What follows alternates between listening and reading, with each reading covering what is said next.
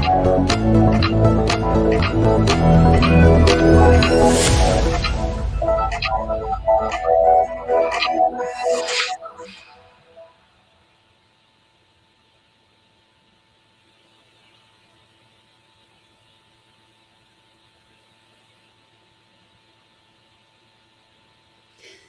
and welcome everybody to the first in People2People's webinar leadership series for 2022, which is empowering employee wellbeing at work.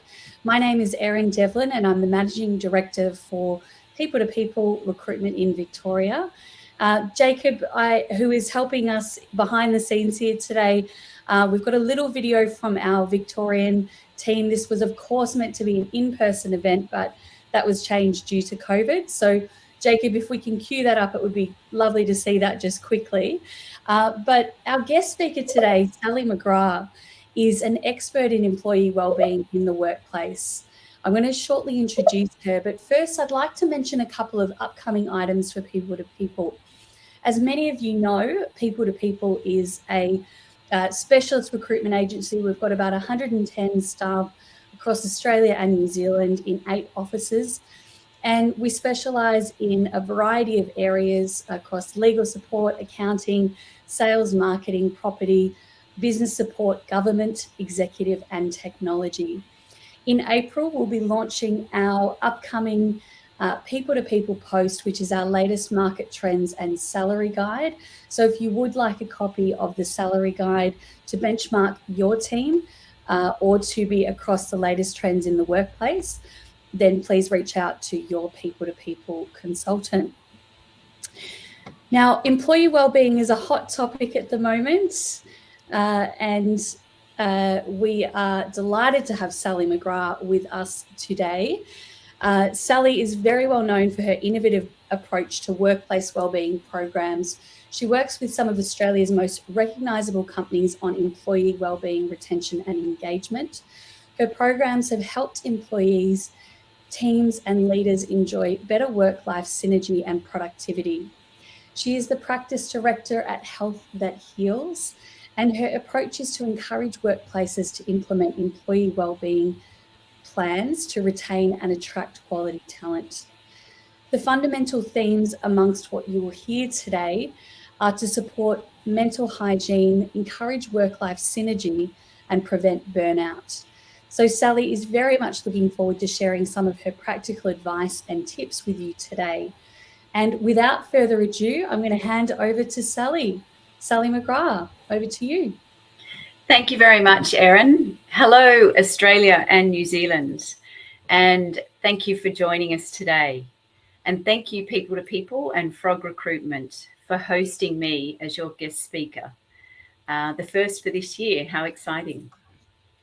So what I wanted to do to start with is just get everybody a little bit grounded. So in the spirit of workplace wellbeing, I just ask you to take a moment, take a deep breath, and as many of you may be feeling a little bit anxious as we take 30 minutes or an hour or so out of our day, I know you have increasing workloads, so we'll address that today.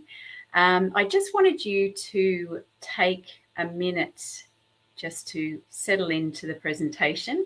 I've actually got something that I use frequently, an egg timer that says breathe, and I find it very, very useful. So just take a few moments to settle into your seat, remove any distractions, and rest assured I will not waste any more than a minute and dive into the information that I'm sharing today.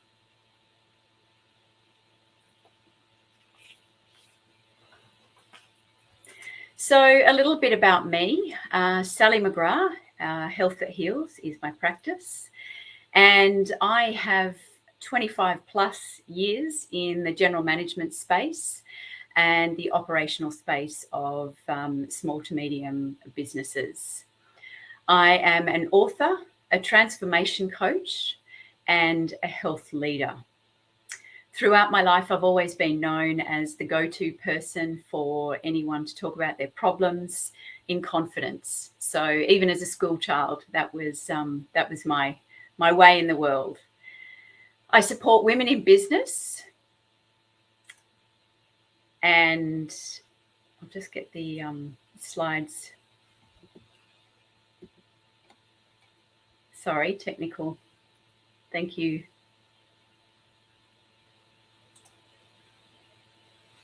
Jacob.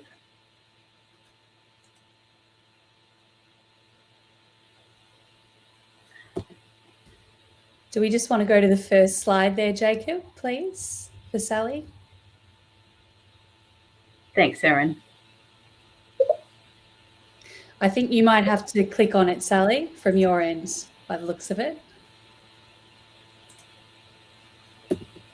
There we go. We got that? Lovely. We can Thank you. Little technical hitch nonetheless. So I support women in business, leadership, people and teams to improve their work and life synergy. Fundamentally, I love what I do. My background is in advertising, property and aviation. And yes, once upon a time, I was a Qantas flight attendant. My training and ongoing education is from the Institute of Integrative Nutrition in New York, and I am a IIN health coach. Dr. Joshua Rosenthal is one of my gurus, and certainly a gentleman that inspires me to continue the message of preventative health. My next steps are psychology, learning to dance, and to progress my philanthropical interests. So I just wanted to outline an agenda here and some outcomes that you can expect. So today, I'm sure you're here to improve the retention rates in your business and organisation, attract new candidates and good quality talent, and manage in an evolving people management world in a moving forward, hopefully a non-COVID world, the C world. That's the first and last time I'm going to use that word today. So how are you managing? How are you finding the workplace at the moment? And Jacob's going to share a couple of polls that we'd like you to answer during the course of the presentation, because I can stand here and talk about the information, but I would really like to hear what experiences you are having out there in the coalface. So please answer the polls in the chat box there. There's a quote there that I use frequently on the right-hand side, and it's called, or it says, busy is not a badge of honor. And I just ask you to take a moment to pause and consider the connotation to the word busy and how it's used in communication in the workplace. Busy can often be miscommunicated or misunderstood as dismissive. And it's something that I find frequently in the workplace when I talk to leaders and also employees in the workplace. Busy has the potential to deter open communication and also can be quite destructive to culture. So please take a look at those polls and look forward to seeing your answers there. Employee wellbeing and prioritization of it. I just want to set the tone here for the importance of wellbeing in the workplace and empowering your employees. Some industry comments that I find really, really powerful to illustrate this message. And I'll just scan through these because you can read these if you choose. One of the best ways for CEOs to rise to the challenge being faced by the fallout from this decade is to realize that culture is a company's strongest asset. And the second point there, employee well-being has crawled out of the corner of the benefits department and it has crashed onto the CEO's desk. And that's because employees themselves have crashed, and that astonishing percentage there. So this culminates in the costs to business that are burnout associated. And those statistics from Australia showing that 92% of serious mental health concerns in the workplace are attributed to work-related stresses. The poor psychological conditions cost businesses an approximate $11 billion per year, including $4.7 billion in absenteeism and $146 million in compensation claims. So for those of you that are managing the budgets amongst us, that is definitely something to take into consideration. And I'll share some returns on the investment during my presentation. So some challenges in the workplace. These are challenges that I find again and again and again when I'm talking to leaders and people like yourselves in business and throughout organizations. So some of these challenges that you might be facing, or all of these, could be ongoing mental health issues, and the statistics that we've just referenced identify facts don't lie. Isolation and disconnection. We've experienced that over the last few years more so than ever before, and it's having a huge impact on employee well-being in the workplace. Burnt out employees, drowning in overwhelm, and human resources, be it the individuals or the people in the human resources roles, with additional levels of responsibility. And on top of that is now well-being. The loss of talent, potentially due to burnout. The work from home and the flexibility that is now essential and demanded in the workplace.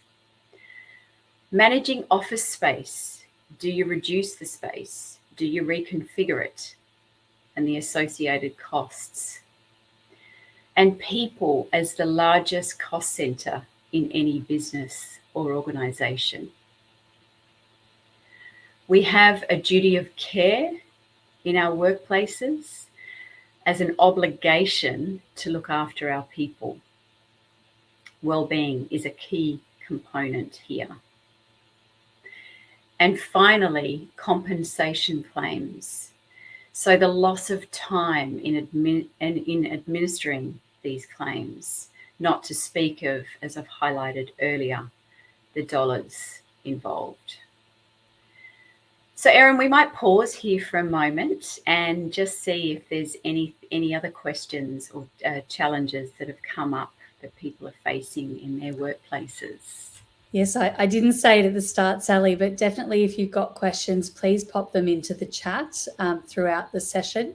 And I don't know, Jacob, if we have the little video ready to go from the Melbourne team. You might drop me a note to let me know. I think we're going to give it a go, even though it's not the start, Sally. Hi, everyone. Thank you so much for joining our webinar today. Our guest speaker, Sally McGrath, is a workplace wellbeing expert who has supported leaders and professionals to improve their wellbeing. We think she is pretty special, and we are excited to prove you with some insights into how to support your employee wellbeing at work. Whilst we would have loved to have seen you in person at our regular face-to-face events, COVID has meant that we need to keep everyone as safe as possible. So here are a couple of things you need to know before we get started today. Firstly, if you have any questions, make sure you leave a message in the chat section. We'll have an interactive Q&A session at the end of this live, so any questions you have will be addressed then. Second, if you need to leave before the end, don't worry, we are recording the webinar and we'll send you out a link to watch again. Take care, and we look forward to hearing about all of your amazing key takeaways from the session. We hope to see you in person soon.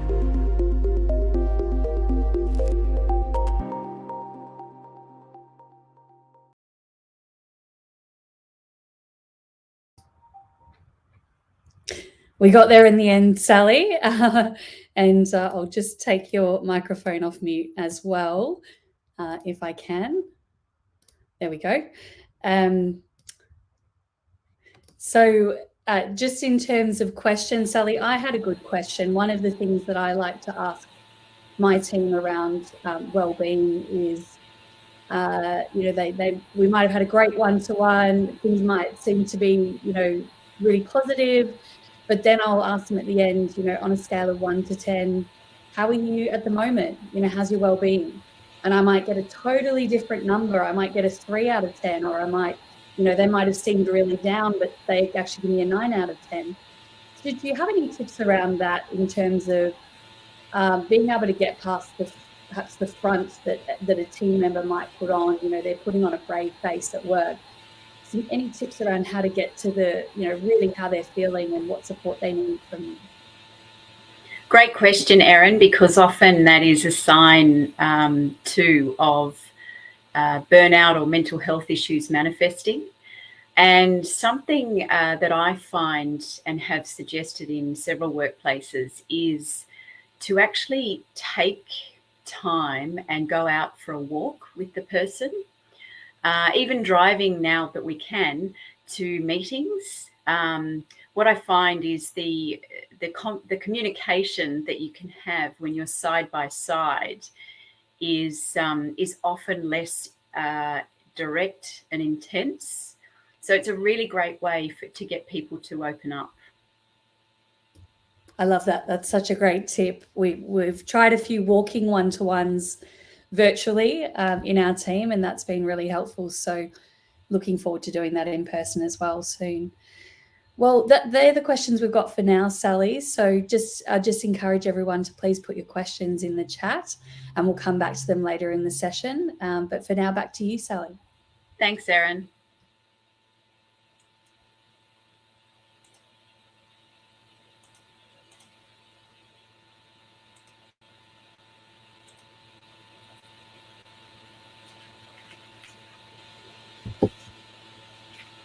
So I hope you pop your challenges in the poll, and I look forward to hearing what they are, and we can discuss those in more detail at the end of the presentation. So why focus on well-being? The first reason is illustrated in this cycle, as I call it, of well-being. So as we know, and we've experienced more so than ever in the last couple of years, connection is a key piece of well-being. We need to be connected with humans. We need to have that interaction. Then we link that closely to connection in encouraging motivation in the workplace especially, and encouraging others to learn from other people that they work with. The motivation can then lead to inspiration. So people that are really making progress with their well-being and integrating that with work and life are inspirational role models in the workplace. So both leading up and also leading down to their colleagues.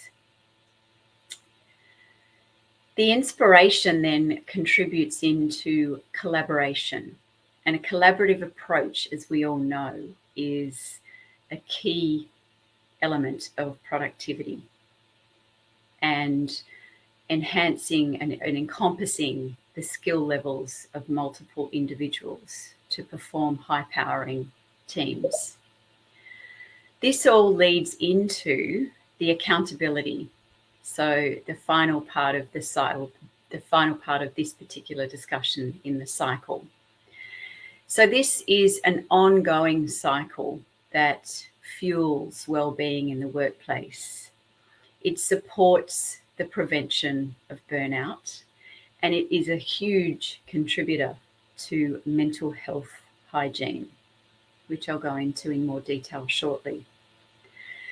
Fundamentally, people need people. And as our good hosts, People to People and Frog Recruitment know this, that is an essential part of my message. AI and apps have a place in employee well-being and overall well-being, but we cannot take away the emphasis that people need people. And I will share some examples now of these well-being practices in action. So I've worked with a company, we'll call it Company One for the purpose of today. And I met them 12, 18 months ago, and their objective was to integrate a staff wellbeing program to enhance retention and integrate the implementation of a work from home-based combined with an office-based setup. And this was a lesson that came out of the first lockdown that we experienced in Australia. And the purpose behind it was to maintain engagement and ensure that the team was supported. Then lockdown 2 hit. So to use a term that we've all learnt in the recent years, pivot, we did. We now had a focus of getting the team in one piece through to the other side of lockdown. The results from this were that the retention was retained and maintained, burnout was prevented, the working from home was well received, and the integration back into the office was set up to reduce fear and trepidation about the changing routines. There was stronger connections and relationships, and engaging what I just shared with Erin in walk and talks. There was communication had as with people doing walk and talk meetings, and also getting to know one another more so, because there was no other way to communicate than online and on the phone. So people got to know one another at a much, much deeper level. There was also demonstrative resilience on the tough days. There was always someone in the program that was willing and able to support someone that was having a tough day. So I'll move on now to Company 2, which is quite a different scenario. As I say, there's no perfect business, and this business is certainly experiencing some challenges. So this particular business has 80 employees, and they are really struggling right now. Their objective right now is to implement and educate their team about wellbeing. They've never had a program like this before, and the focus here that I'm adopting is to first and foremost listen to the management challenges and issues and experiences, and secondly, listen to the employees' challenges and issues and experiences. The business has had 9 resignations since January this year, so they are more than willing and able to take on some changes to their workplace wellbeing. So we're working on that to change the culture and work on the retention strategy and the retention rates in this particular organisation. So the case for investment following these specific case studies, and this is some research that I support workplace wellbeing with, that's been conducted by the Australian Government Mental Health Commission and in conjunction with Beyond Blue to create mentally healthy workplaces. One of the key points that I found in this research is that every dollar spent on effective workplace mental health actions may generate $2.30 in benefits to the organisation. So that's music to a wellbeing expert's ears, but also to the workplace.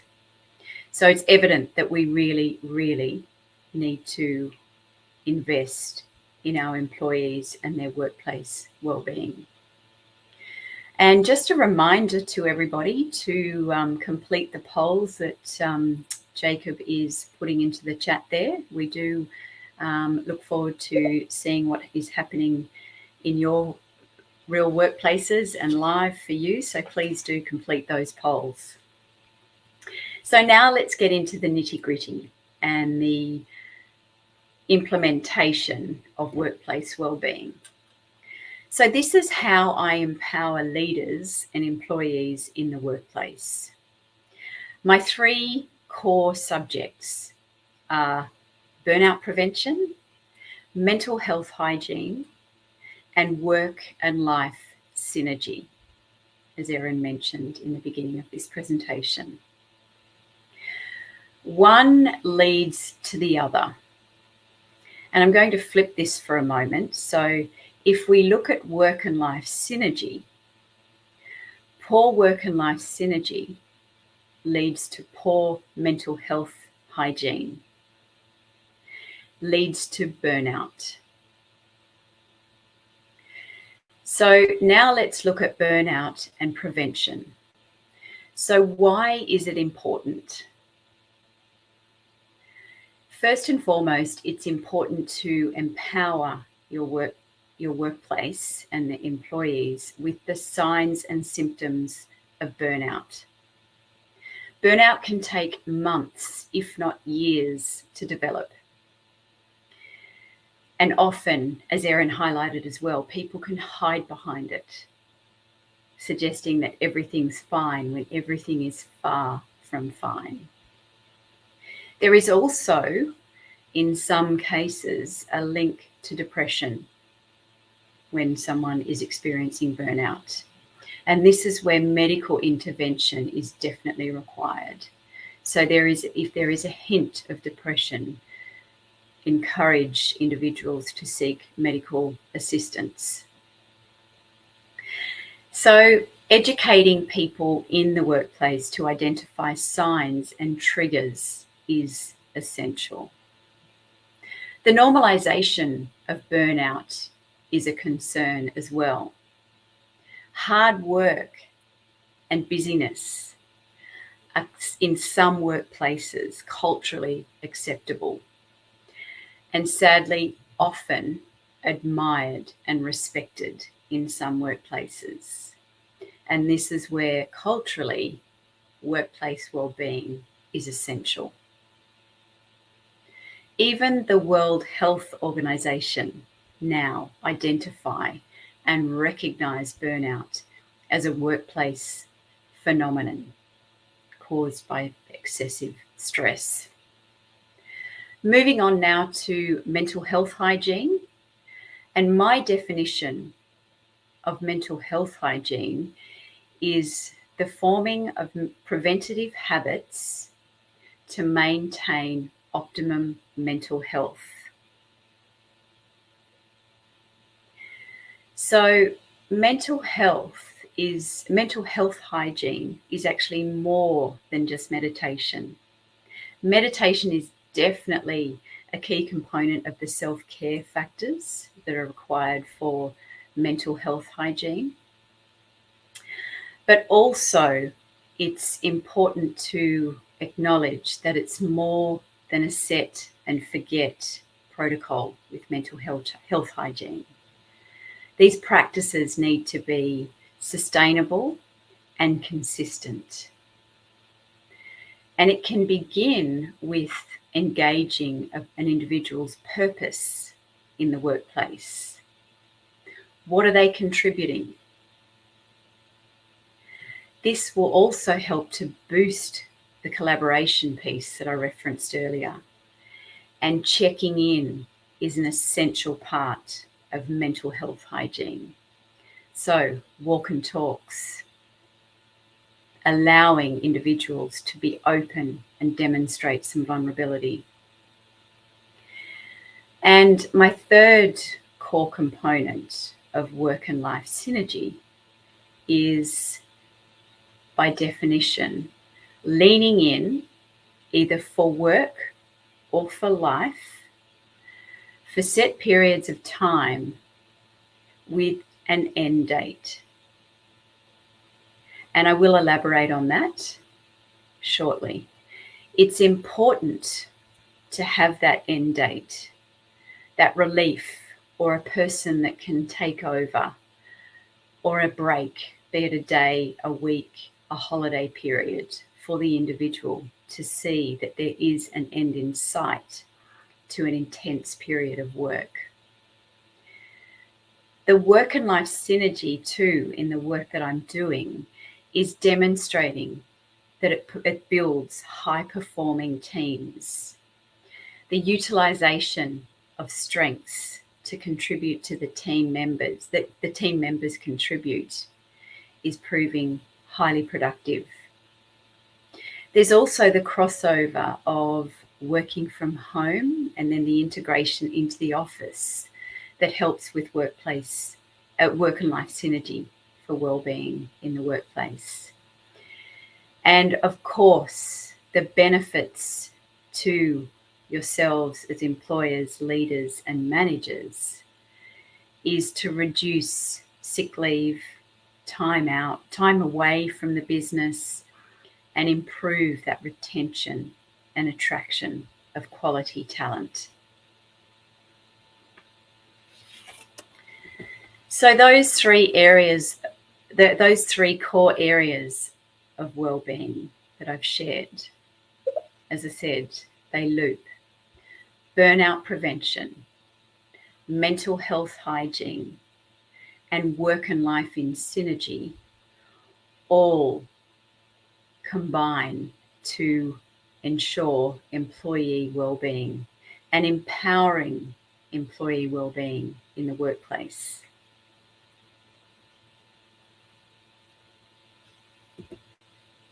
So what can you do to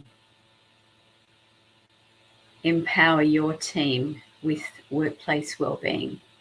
And I've got a few thoughts here. I would like to get your input as well as to maybe what you're doing, perhaps some things that haven't worked, some trials that you may have going in the workplace. So please pop that in the chat box and we can discuss that in the question periods.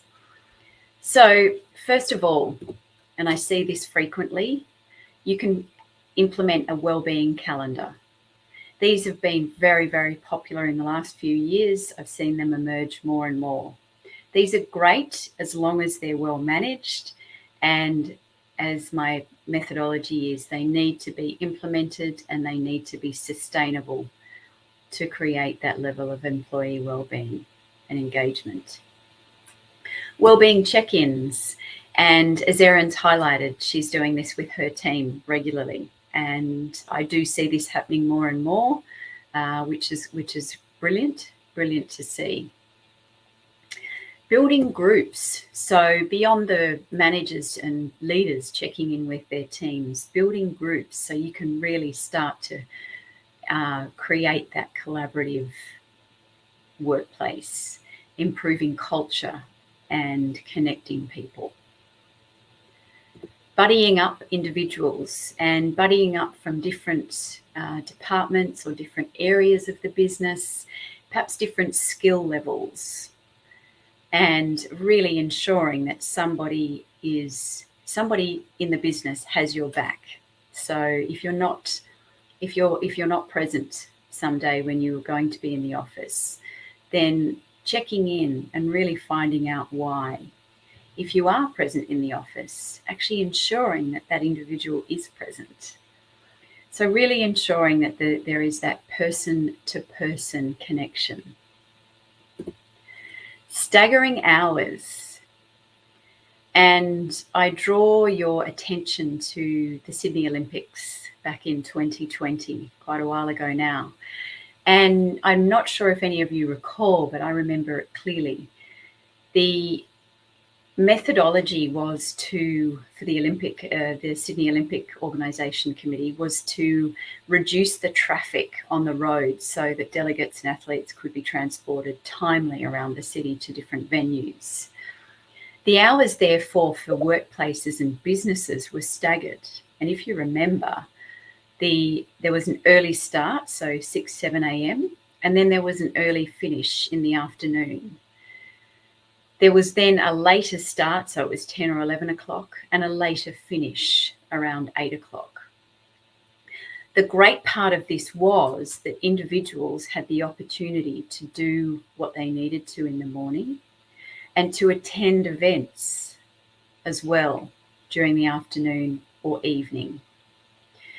So there is a lot of lessons, I think, that we can take from that experience and apply to our businesses and our organisations to support our employee well-being.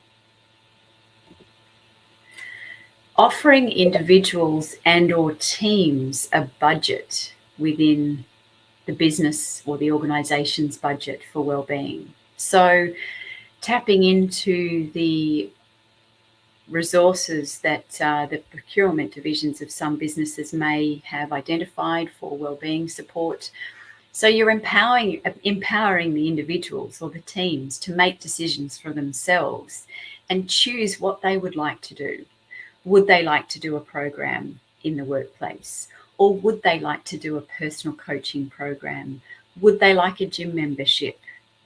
What is it that's going to give them that empowerment to contribute and have that element of work and life synergy, improve their mental health hygiene and prevent burning out? Listen, listen, and listen. Asking questions and listening are two exceptionally important ways to engage with employees and empower wellbeing in the workplace. I can't stress listening enough. It's about 90 to 95% of what I do. Job sharing and job shadowing. We've all heard the term job share. And I think more than ever now, it's relevant and it's essential to the well-being of our employees. So job sharing generally has been splitting a job in two. There may be an overlap of a day or two with the two individuals that do the role.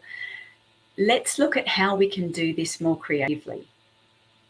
So job sharing, so there is also an element of job shadowing, which can lead into a grooming process for promotional opportunities within the business and continuing to support that talent attraction and retention as well in the workplace.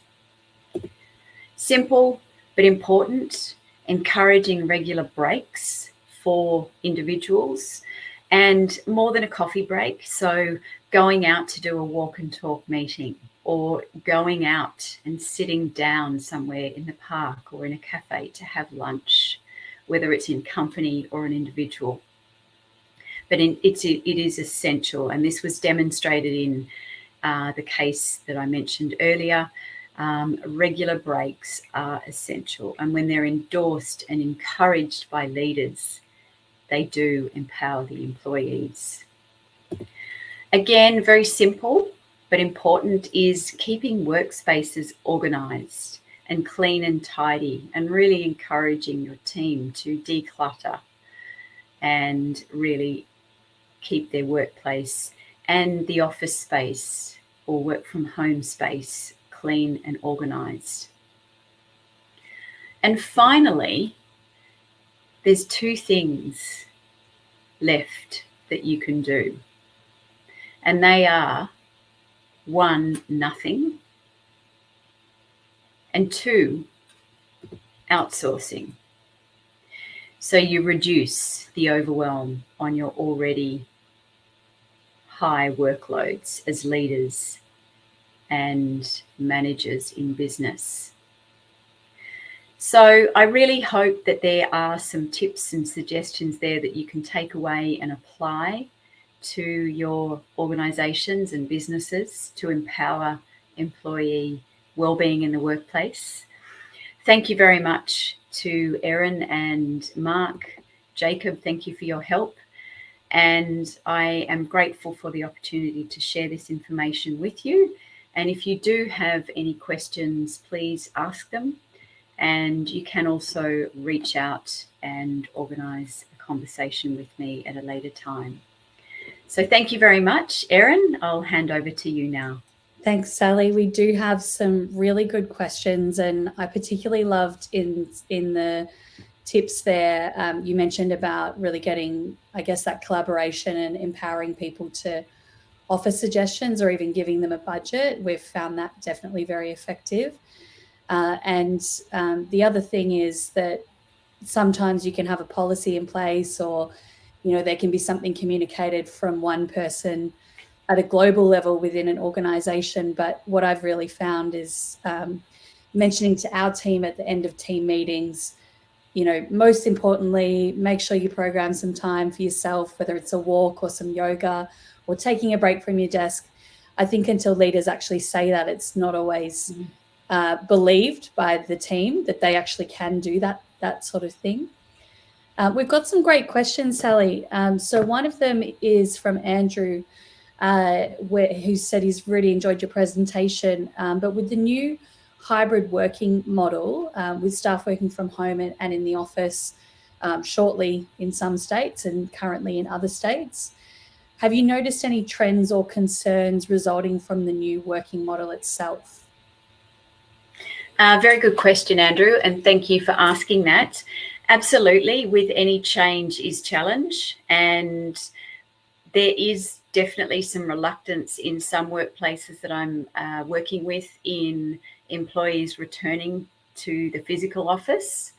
So engaging people, I feel, with these kind of management-led programs is essential. So giving employees and individuals the opportunity and a reason to come back to the workplace. There's some clients that I'm working with at the moment that have deliberately done that this year. So to begin that integration from working from home and encouraging people to come back to the workplace. And I think it's a gently approach. It actually made me shudder when I heard recently in the news, right, we all go back to the office tomorrow. That's just a very, very hardline way to approach things. And let's face it, none of us really appreciate being dominated and told what to do. And I think we've all been working from home for such a long period of time. There are some very, very positive elements that have come out of it. So I think a gradual approach, bringing people in collaboratively for an exciting reason. So rolling out a program such as this or a team building day, I think is a great way to go forward to encourage people to come back, and maybe starting with 1 or 2 days a week. And that's also where the buddy system is working as well. I hope that answers your question. Thanks, Andrew. Thanks, Erin. I've got another question, another great question. Are there any daily habits or routines that you practice or would promote to others to do on a daily basis to promote wellbeing? Absolutely. And I myself am a work in progress. I'm sure you've heard the terminology progress rather than perfection. And having experienced burnout not once, but a few times myself, it took me a few times to get the lesson. There are definitely things that you can do as individuals and demonstrate these in leadership positions. So one of the things that I encourage every day is to check in with physical movement, physical activity. Any medical professional that you see for mental health related challenges will say immediately the best thing you can do to improve your mental health is movement, exercise. And for those that aren't necessarily exercise focused or driven, there is other ways. And what I suggest for clients that I work with is just move, just go for a walk, grab a meditation, pop on your favorite song, phone someone that you haven't chatted to in a while. Before you know it, you'll be walking 10 minutes and you've probably just got into the conversation. So I think to encourage people to move physically every day, and whatever time of the day that is. I find the morning works really well for me. And then planning your day so you have got at least 10 minutes in between meetings, whether they're face-to-face or they're Zoom meetings. Travel time is something that we haven't had for a while, so I find travel time is actually a really good thing now to bring back and use that as downtime. Practicing some deep breathing is something I do, or again, music for me is energizing, so I pop some music on or a great podcast and have a bit of my own carpool karaoke in the car. So Erin, they're just a couple of things. I've got a wealth of those tips. I could go on all day, but there's a couple of things I can share. They're great tips, Sally. And we probably have time for one or two more questions. So if you do have any final questions, please feel free to pop these in the chat. These are great tips for me, Sally, being 38 weeks pregnant. So great tips for me to get moving as well. But I did have one final question just in regards to the shift for leaders around productivity and outcomes over hours focused work. So we definitely have seen in the market some insecurity about, I can't physically see people, I can't see what they're doing, are they actually working, that kind of thing. And I just wonder if you have any advice for those leaders that are feeling a bit insecure about that. How can they get better visibility over what their team is doing and or gain that trust and build that relationship, and also not lose touch with their team? What's a good frequency to be checking in and building that relationship? Yeah, very, very good question, because that is prevalent, because as leaders of business and organisations and managing people is it is challenging. We all want to see business success and productivity. So a way that I find is very helpful, and I've suggested to leaders in business that do have an anxiety around the productivity and have traditionally been, if you're not at your desk, then you're not working, is to really flip this.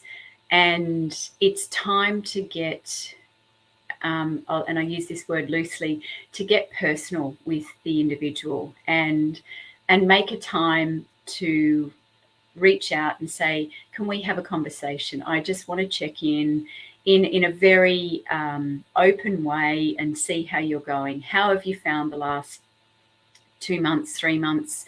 I just want to check in and see how you're finding working with your team. Are you enjoying your role? Is there any elements we can support you with? And then I think you can really, once you've got a connection with that individual, you can then start to identify, so what's working for you?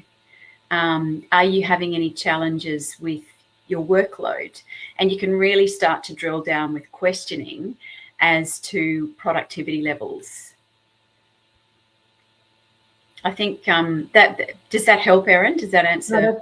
Yeah, that's great advice, Sally. And definitely we're seeing the request from employees is, people want to keep that working from home flexibility. It's not going anywhere. So whatever employers can do to adapt to that is going to be really positive. So Sally, thank you so much for joining us today. It's been a wonderful session, really helping us to empower our employees to better wellbeing in the workplace. If you would like to connect with Sally, you can head over to LinkedIn and find her there. The same thing with People to People. If you'd like to be kept across employment updates and career advice, you can head over to our website, people2people.com.au, and subscribe to our blog there. Our next leadership webinar will be in a couple of months' time, so we look forward to seeing you all again then. And if you would like to send a copy of this webinar to anyone within your organisation, it will be available on demand on our website at people2people.com.au. Thank you again, Sally, for speaking today, and thank you to our audience for joining us. Take care, everybody, and have a great rest of the week. Thank you, Erin.